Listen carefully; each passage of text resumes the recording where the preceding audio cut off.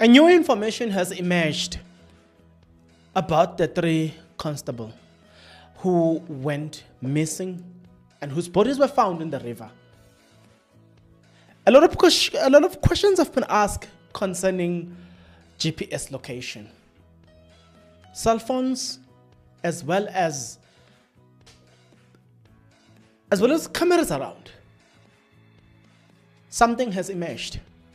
There were actually cameras that were around. Not to mention the fact that I spoke to a man who is qualified and has a lot of experience, worked in the South African Police Service, and now he is a private investigator. Top for that matter. I'm talking about a man who once secured a conviction when he was working as a detective in the South African Police Service.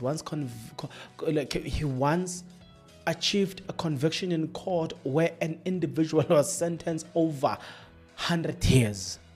That's how thorough that man is. Spoke about the T-Rocs, a VW T-Roc made in 2021 versus the Polo R-Line that is in question, which is the latest one. It's either this Polo was released in 2024 or early 2025. But we do know this is the latest Polo. And information has emerged from that. And this person shows me something that is very important. And draw a parallel example about the VW T-Roc and the Golf R-Line and say, listen, there is the Polo. There's actually more evidence that the Polo is more powerful and would have prevented the accident far much better than the T-Rocs. That isn't actually today's discussion. Let me grab my laptop and read something that was posted, which is disturbing, if I may say, but you deserve to know this. Somebody posts the following.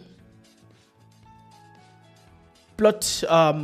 In fact, let us not start with the plot, but rather let's start with this evidence here. This person posts the following. CCTV video footage and tracking signal finally found. The timeline of events leading to the Free State Corps Hinop's death revealed online. Recent developments have emerged in the investigation surrounding the tragic death of Free State police officer, as CCTV footage and tracking signals have helped piece together and the final movement before the accident. The timeline now provides more clarity, offering a glimpse into the late hours of Constable Bai's life. It is this constable that I think will give you a bit of something, but I'm worried about the safety as well of the man, of the person that is we're about to talk about. But it is worth reading. Let's go on. The consequences or the sequence of events begins in the early hours of morning following the disappearance.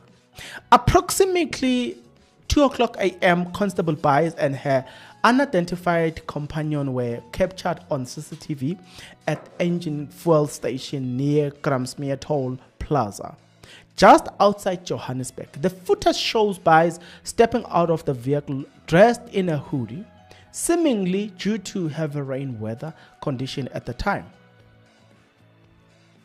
After the stop at Gramsmere, the vehicle was tracked traveling along the N1 highway towards Johannesburg.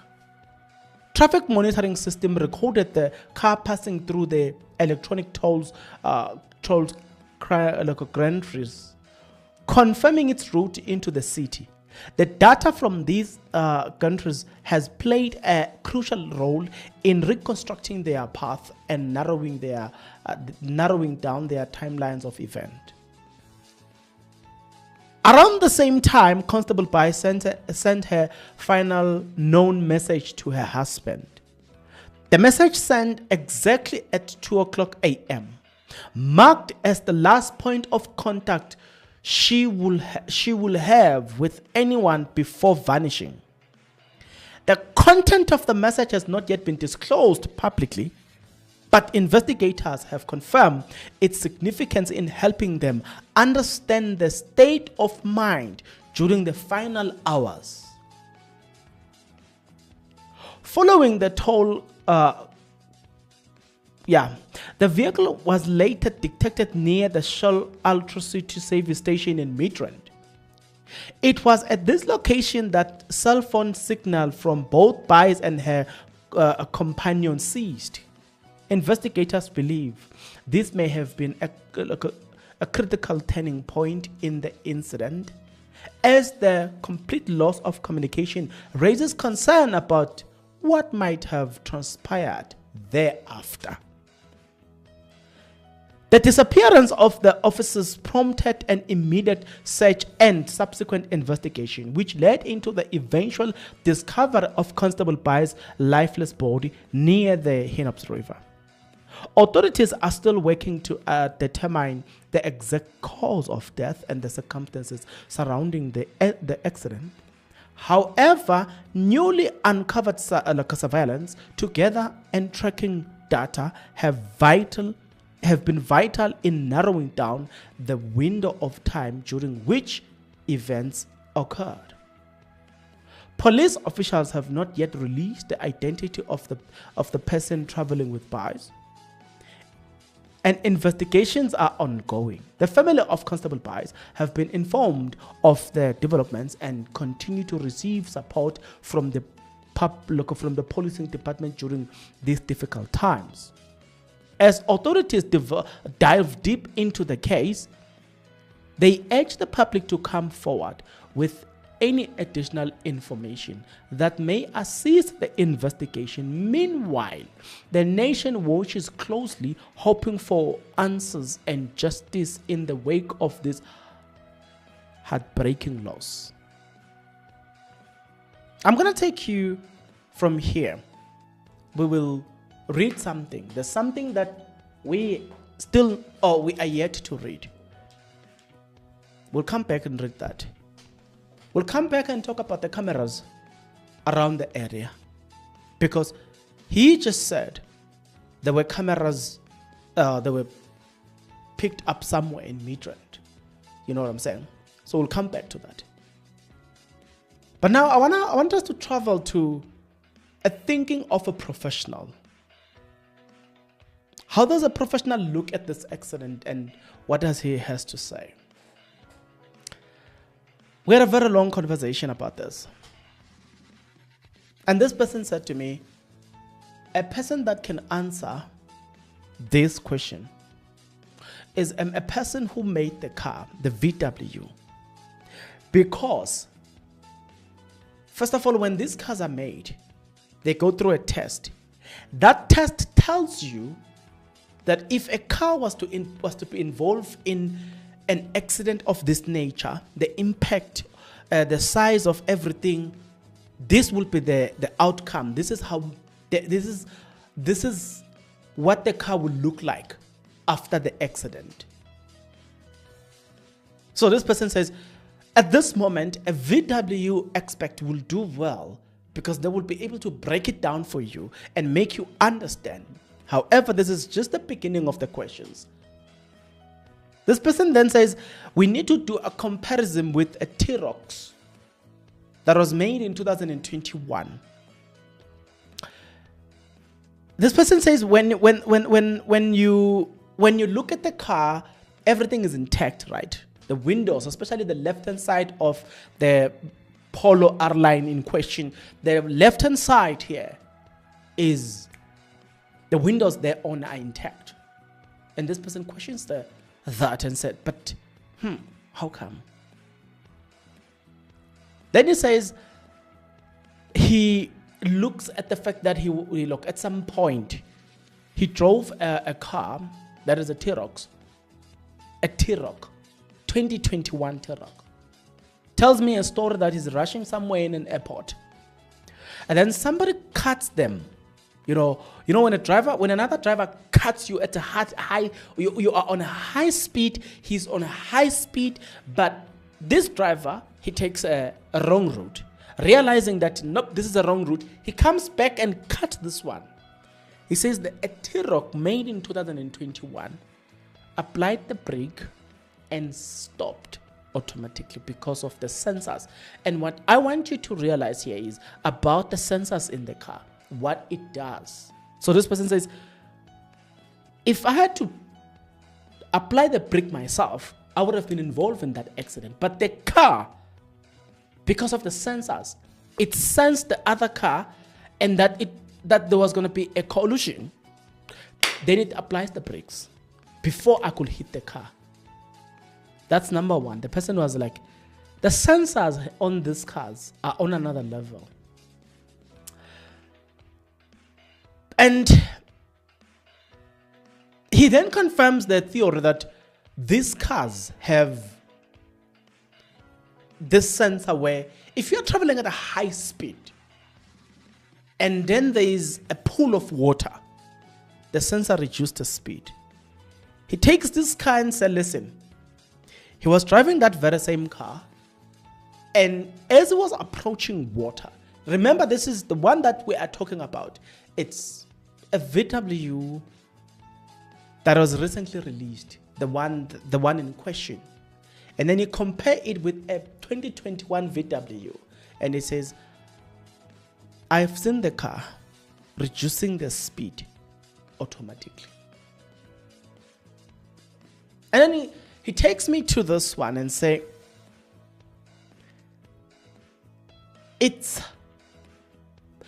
going to be difficult to believe that there's no third hand. It was just a natural accident, because we look at the car you are driving, the technology in the car that you are driving versus the T-Roc, the technology therein, what it does, what it is capable of, how it prevents any accident.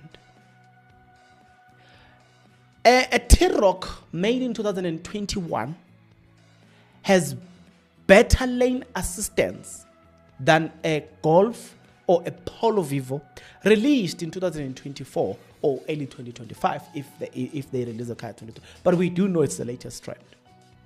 So I did a video where I spoke about the number of sensors in that car, that there's lane assistance.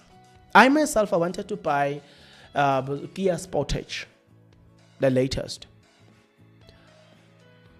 That car has number of sensors. One of them indeed is the lane assistance. You can drive for a distance with the lane assistance. I've seen a person recently, a channel where this guy was showing you what lane assistant does. He was just driving in a curving road. He was driving and he leaves the steering. You will find that video. Go and watch. Go to a channel called Mr. How Much. As of you watching this video, just watch the previous videos, maybe 3 videos. You will notice that the guy, he's curving. He just leaves the steering and allow the lane assistance to control the car. Mind you, we are just talking about, when you're looking at that car versus the car that we're talking about, the car that we are talking about here, it does a better job than the car that he was testing there. But the point is around lane assistance. And then these cars, right, have what we call it an object detector. So if you're speeding, the sensor can sense something. I've already demonstrated on a previous statement where they are driving to a to a port. And this individual, he cuts them because the car senses the object and then it pulls the brakes automatically just to avoid an accident. Also, even if somebody who does not have a car that has so many sensors, even if they are driving at a high speed and they're about to hit you, the car will also notify you that there's an object coming at a high speed behind you. So this person says there's that thing that you have to consider, that these cars have that object detector. And in this case, we've already established that when you drive in the rain and you are approaching water, the car will reduce the speed automatically. But when we now talk about object detector, we are now talking about the wall, because if it hits the wall is an object in this case. The sensor should come in and prevent the car from hitting the wall. Even if you say to me, they were driving at a high speed in a rainy, then you have to, in a rainy condition, you have to first answer the question, how come the sensor that deals with that water did not respond? 2, you have to deal with the second question, the sensor that deals with an object, how come it didn't sense that the car was about to hit a wall? Furthermore, it gets even more funny and more depth, because now we are now going to be talking about their cell phones and their smartwatch. I might have forgotten to include this in the introduction. There's something that you need to understand about your phone and your there's something that you need to understand about your phone and about your smartwatch. The question that I would have first loved to ask before I dive into this one is the following. I would love to know if all 3 people who were in that car, what type of phones were they using? And if they had smartwatches, what type of smartwatches were they using? Because even with a smartwatch, you can be tracked using a smartwatch. And a smartwatch has somehow something that can detect something. But a phone even makes it worse. Now, I said what type of a phone were they using? I said that intentionally. And this is the reason why I said that. So you understand where I'm going. If you are using iPhone, I know for a fact, if you are using iPhone 15, iPhone 16, I'm not sure about iPhone 14, 13 going upward, but I'm sure about iPhone 15, I'm sure about iPhone 16. If you are using Samsung Galaxy S24 Ultra, S23 Ultra, I am sure about that. S25 Ultra, because we now have S25 Ultra while we are waiting for iPhone 18. There's something in those phones. It's called accident detector. What it does, if you are involved or if you happens to be involved in an accident, your phone can detect that you are involved in an accident, and then it dials the emergency number. Hence the question. I would have loved to know what phone were they using? What phones were they using? All of them. Now, if you have a smartwatch, say you have a smartwatch that is a Samsung linked to, I'm making an example. This is a Samsung Galaxy S24 Ultra. If you've got a smartwatch that is a Samsung smartwatch where you have linked the two together, if you are traveling, this phone communicates with this watch. And what it does is that when this die, the information is saved here. If this die, the information is saved here. These two communicates.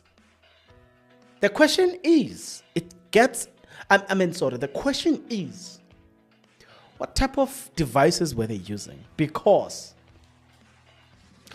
if we get to know what type of devices were they using, then we are a step closer to find something. One, the phone, the smartwatch,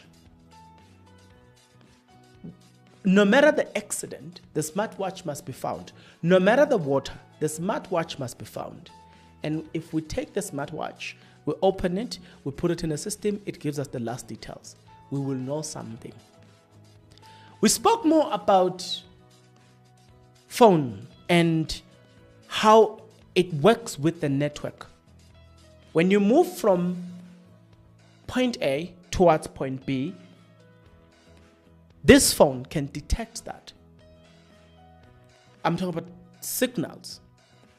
A phone does that. But it makes it's even more complicated than in this case. If you've got a watch and a phone that communicates with each other. So the question is, did they have any smartphones with them? Did they have any latest technology with them? Speaking to an investigator, he says he would have ordinarily, if you are an investigator, definitely must have something like that. Nevertheless, it remains an unanswered question. Another interesting thing is the seatbelt in the car. We explore the conversation about seatbelt. And it turns out that if you look at the new cars, for instance, they demand even the passenger on the left to have their seatbelt on. So number one, it's the driver must have a seatbelt according to the latest cars. You must have your seatbelt on. The passenger must have their seatbelt on according to the latest cars. Their sensors, they're on. And the argument therefore is, if they had their seatbelt on, then their bodies must be found trapped in the car when the car was recovered. Nonetheless, we're going to go back. We're going to talk about this because this is interesting. I want us to go back and talk about and address the issue of cameras. I'm sorry. Let's address the issue of cameras for a moment.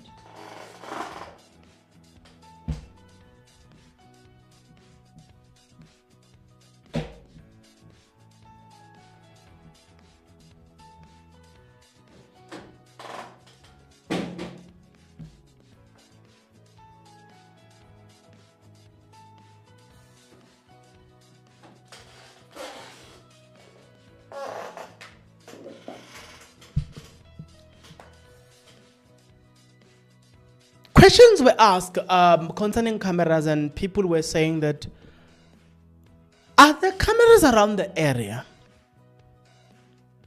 A certain person posted the following.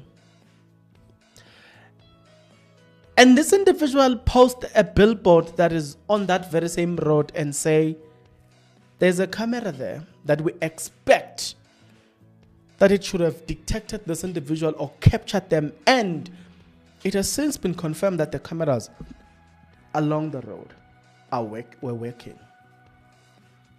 Another individual post a camera as well and say, there is also a camera there that doesn't detect these people.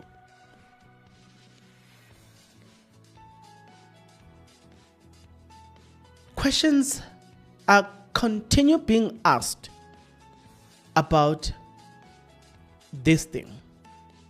Somebody then also revealed that there's also another camera here that is supposed to have captured the individuals in question. It appears like people are asking, to say more cameras, but less evidence. How come? How come we have a lot of cameras, but no questions? No answers. Police confirmed, as recorded here, that they are saying nothing sinister. All that people must accept is that this was a natural accident. Nothing more, nothing less. Speaking about natural accident, let me give you something. Somebody posted this, an anonymous letter. Somebody says, a plot to kill in a love triangle.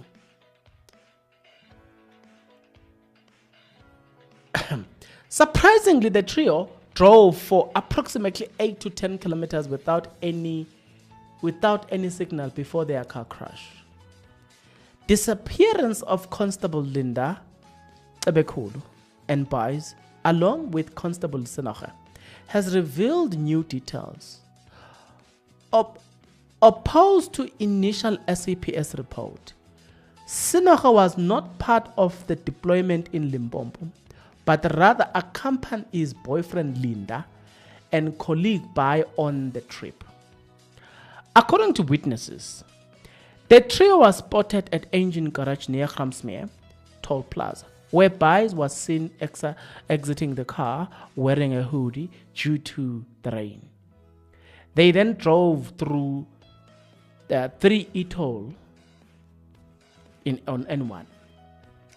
The last confirmed contact was when Buy sent a message to her husband at 2 o'clock a.m. shortly after their cell phones and their car tracker signals went dead near Shell Ultra in Midrand.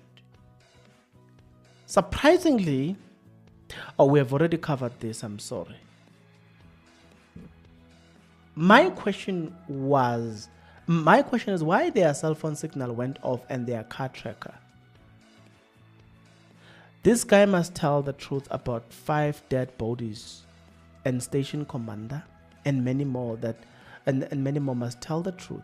They know what they did with them. This sounds like a plotted accident. I'm going to leave it here. I don't know whether I have part 2 or part 3. I don't know whether this is another episode that I should say to be continued.